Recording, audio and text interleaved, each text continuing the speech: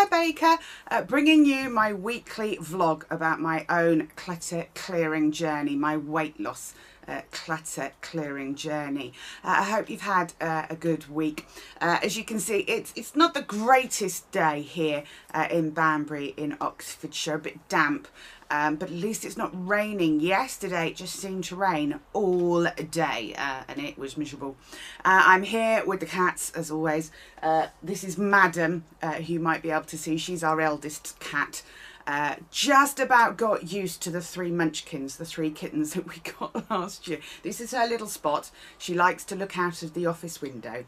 And they're all particularly interested at the moment because we have a pair of blue tits, a pair of blackbirds, and I think it's only one robin, I haven't seen a second robin, who are regularly visiting the garden. So it's a great opportunity to sit at the window and just watch. In fact, I've brought my husband's binoculars down to the office so that when I do see some activity I can actually see them close up, and I do love it. Here in the UK, the RSPB, Royal Society for the Protection of Birds, which we do support, are actually doing a big garden watch next weekend, and I think they just want you to record what birds you actually see in your garden. So that's a great opportunity to just sit here all weekend with the binoculars staring at the garden. So I'm up for that. Definitely going to do that next weekend. Anyway, back to the weekly vlog. How did I get on this week? Well, I weighed myself this morning and I'll be honest, I was frustrated. I have stayed the same this week, and I thought I'd had a relatively good week. In fact, I weighed myself on Saturday because I do tend to weigh myself on a Saturday just to see how I'm getting on, so I can adjust what I'm doing if need be, maybe have an extra fast day. And I was the same way on Saturday as well. Now, when I looked at my numbers, because I do track my calories, fat, protein, I can't even remember what the 4th one is. Isn't that terrible? Calories, fat, protein, and something else.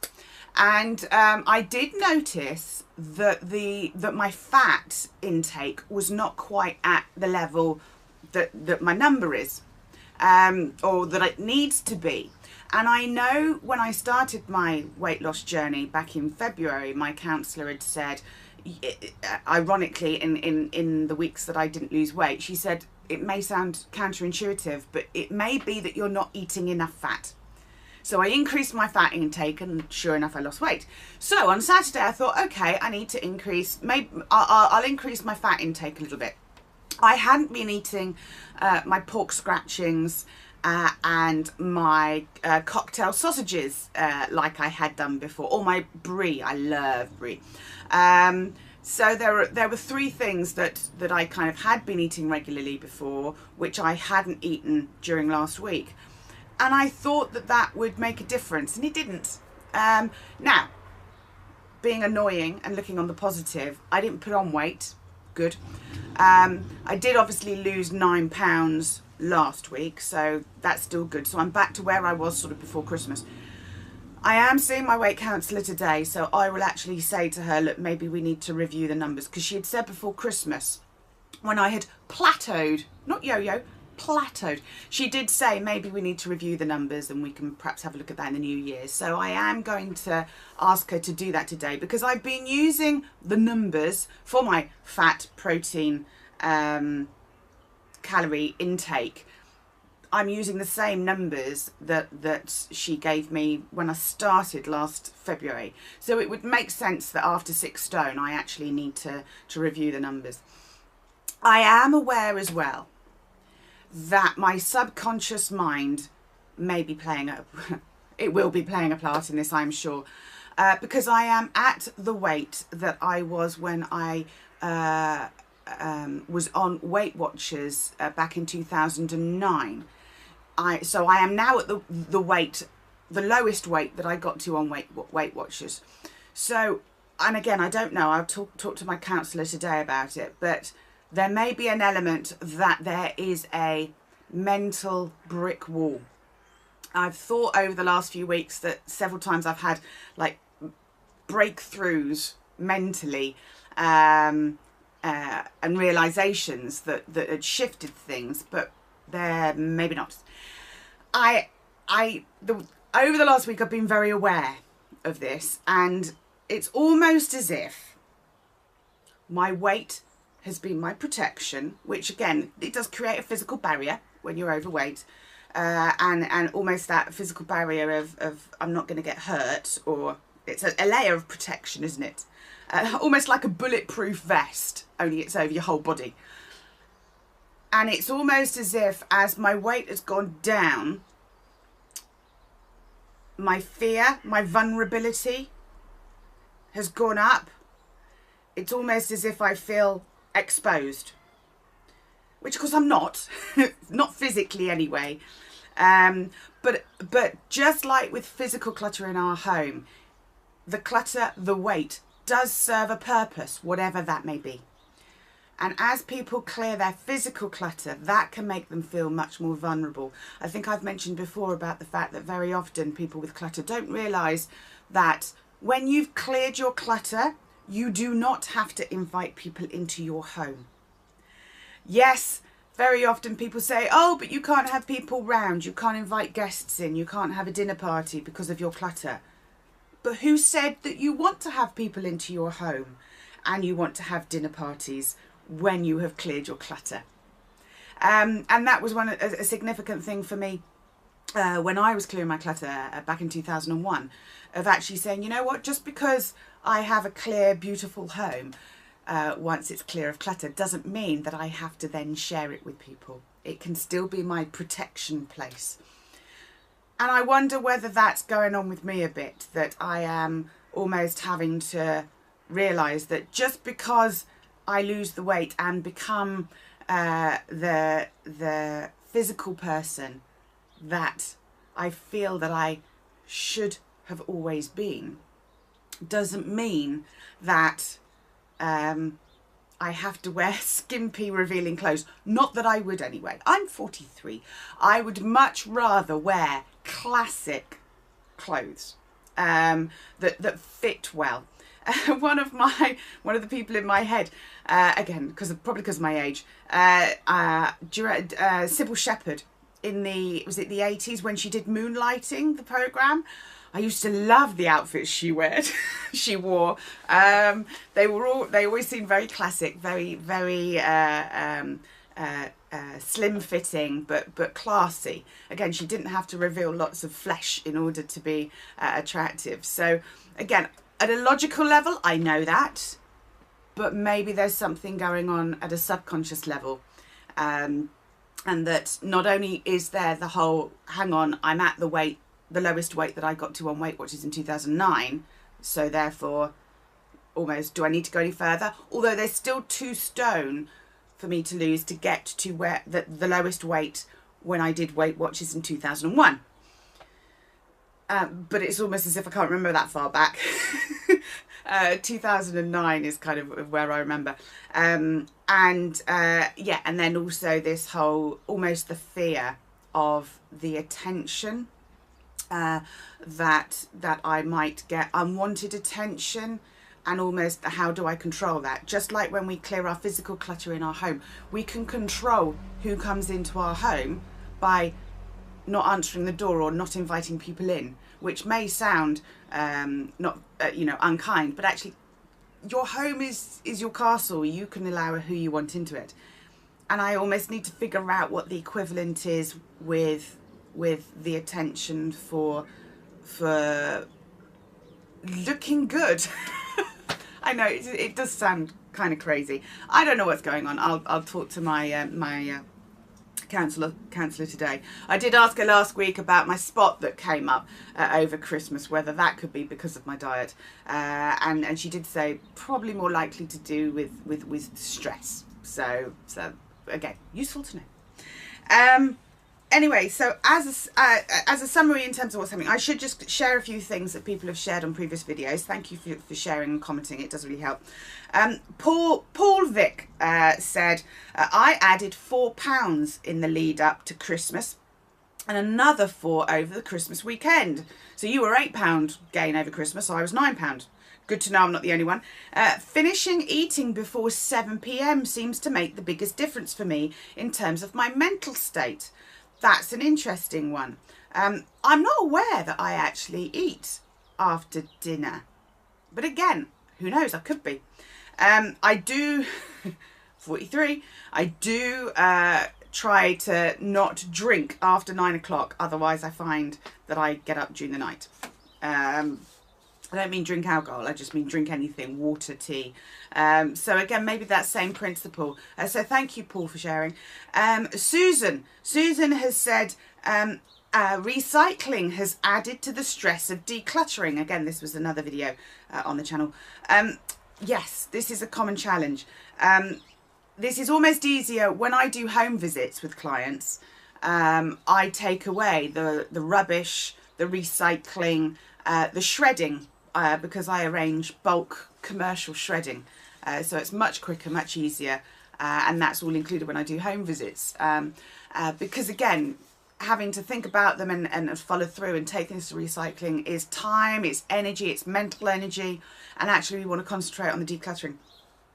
Now, the recycling organisations and companies are going to hate me for saying this. And I did actually do a consultancy when I had a proper job for a recycling company. So you could argue that this is going completely against the grain.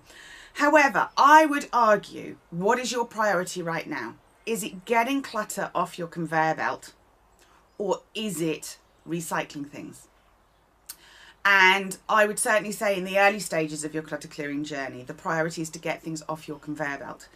So if a few things that can be recycled end up going in the rubbish, trash, then do it. If that's the quickest way for you to get them off your conveyor belt and dealt with, rather than having to take them to a recycling centre, do it. What we quite often do is when we've got things that we want to come off the conveyor belt, and to be quite honest, we can't be bothered or we haven't got the time to take them to the recycling centre, we pop them out on our wheelie bins out the front of our house, and very often they're gone by the end of the day. People help themselves. So that's another way of recycling, reusing, of course depending on where you live and whether there are people who pass on foot generally. But yeah, that can often be quite a good way of getting. In fact, we had somebody the other day, we had to change our shower screen in the bathroom, and one of the neighbours actually knocked on the door and said, "Can I have it?" And my husband said, "Well, it's been used for spraying." He was spray painting something and he used the shower screen, so there was paint on it, and the guy said, no, that's fine. So again, the bizarrest of things can get taken, and people want and have a use for. I have no idea what he was going to use it for, but it didn't matter to him that it had been spray painted. So again, finding the quickest, the easiest way of letting go, passing on, recycling, reusing things is your priority. And if putting that in the trash or the rubbish, or putting it outside your front door or in your front garden so that people can just take with a note that says, please help yourself for free, do that. We're going for least effort to begin with, because the priority is to get things off the conveyor belt. And I have also got a client who has a similar issue in that taking things to charity is not so easy. Because it's not close to her home. She doesn't have transport, local transport, public transport is not that reliable. Now, I would say the same thing. What is the priority? It's to get it off your conveyor belt and out of your home. So this is actually something where friends and family can help. We're afraid to ask for help, aren't we, when it comes to our clutter and our decluttering, and because we think people are going to start getting involved with the decision making. But actually, if we get their help with the actioning of our categories, delegating taking things to charity can be delegated to somebody else. They go off to the charity shop or the recycling while we are carrying on with making the decisions. So they feel useful and helpful because they're doing something that they know is helping you. And you are keeping them occupied while you get on with the decision making. So again, don't feel that you have to do it all yourself. Delegating is good. People like to help, just like I'm sure you would want to help a friend in need if you could, in whatever way they wanted the help. Well, guess what? People do actually want to help us as well. So delegating, taking things to the charity shop or to the recycling can be an option for getting those things done. All right, I just wanted to go through the success factors in terms of my week with my weight loss journey. So the 5 success factors. Number 1, we got time. Well, that's fine. Plenty of that from a journey. The second success factor is feedback. Well, again, realising that maybe I need to review my numbers. That's fine. I will do that. Saturday, when I did my weigh-in, realising that I was still the same, was important feedback. So it wasn't such a shock today when I stayed the same, because there'd been no change since Saturday.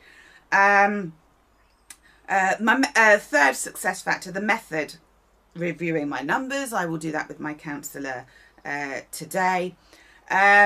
Doing the doing, fourth success factor. I went for a walk on Sunday with my husband. We did a circular walk of Banbury. We've never done it before. It was 8 miles, and I felt it. Funnily enough, we returned to the gym last night, and I thought it had been about 2 or 3 weeks since we last went. Well, I looked at my little chart, because you tick off the dates that you've gone on the chart on the back of my my routine card, and it discovered it was a month. It's a month since we've been to the gym. I felt it. I noticed, I could really notice the difference. And again, that was interesting feedback, actually, because it made me realise that I was fitter than I thought I was. And it made me realise how much fitness you can lose in just 4 weeks. But it was good to go. It was nice to do it. I slept well. My brain switched off quicker last night. So again, that was all good. I'm doing the doing. And then the support, which is the fifth success factor, that will be my counsellor today, so I can again learn and understand more of what's going on. So yeah, so going to take it as a week. My next goal, I'm not going to say next week, my next goal, my next target is to get below the current stone. I need to lose 3.5 pounds in order to get below my current stone in weight. Appreciate that not everybody watching this will work in stone, but my next goal is to lose 3.5, so 4 pounds would do it, and that would be significant for me. Let me know how you're getting on. Have a good week, and I shall speak to you same time, same place next week. Take care.